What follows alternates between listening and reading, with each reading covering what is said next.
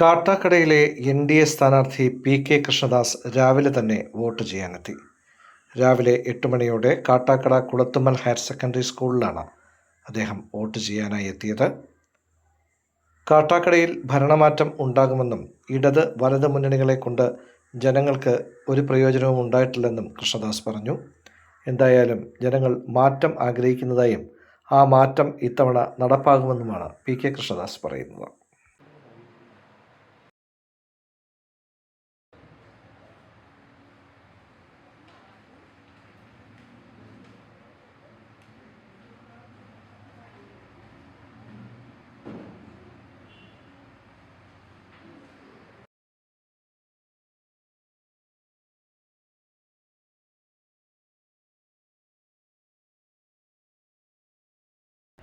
ഇത്തവണ എൻ്റെ കാട്ടാക്കട തിരുത്തും. അതായത് കാട്ടാക്കടയിൽ എൻ.ഡി.എ വിജയിക്കും. മാത്രമല്ല നല്ല ഭൂരിപക്ഷത്തിനായിരിക്കും എൻ.ഡി.എ വിജയിക്കുന്നത്.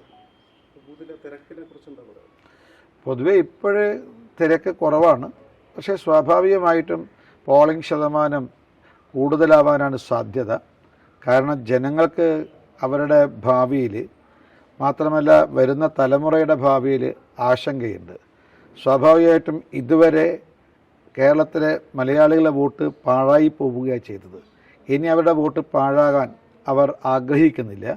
അതുകൊണ്ട് LDFനെയും UDFനെയും മാറ്റി നിർത്തി NDA രണ്ട് കൈയും നീട്ടി സ്വീകരിക്കുന്ന ഒരു തെരഞ്ഞെടുപ്പാണിത്.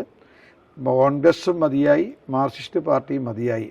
ഇനി വികസനത്തിലും അതേപോലെ ജനക്ഷേമത്തിലും അധിഷ്ഠിതമായിട്ടുള്ള ഒരു പുതിയ രാഷ്ട്രീയം, അത് പ്രിയങ്കരനായ പ്രധാനമന്ത്രി ശ്രീ നരേന്ദ്രമോദിയുടെ രാഷ്ട്രീയം കേരളത്തിലെ ജനങ്ങളും സ്വീകരിക്കുന്നു എന്നുള്ളതാണ് ഈ തെരഞ്ഞെടുപ്പിൻ്റെ രാഷ്ട്രീയമായ പ്രാധാന്യവും പ്രസക്തിയും. കാട്ടാക്കട മാറും എന്ന കാര്യത്തിൽ മാത്രമല്ല, കാട്ടാക്കടയും മാറും, കേരളവും മാറും. അതായിരിക്കും ഈ തെരഞ്ഞെടുപ്പിലെ ജനവിധി.